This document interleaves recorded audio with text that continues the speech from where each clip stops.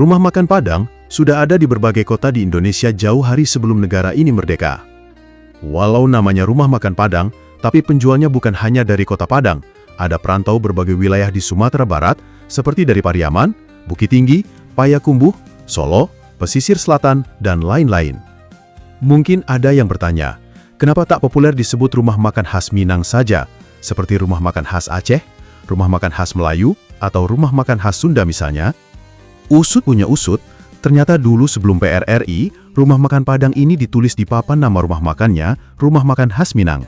Tapi setelah PRRI, dirubah jadi rumah makan Padang. Apakah Anda tahu alasannya?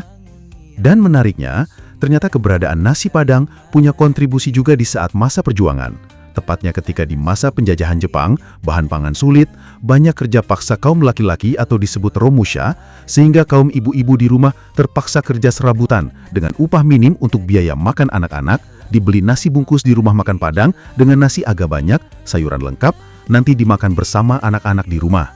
Satu bungkus dimakan 3 orang atau lebih, itulah nasi Ampera. Ampera sendiri adalah singkatan Amanat Penderitaan Rakyat.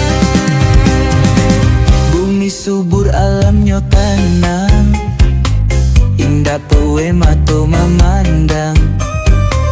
Di sawah padi manguniang, sumarak alam kayu marantiang.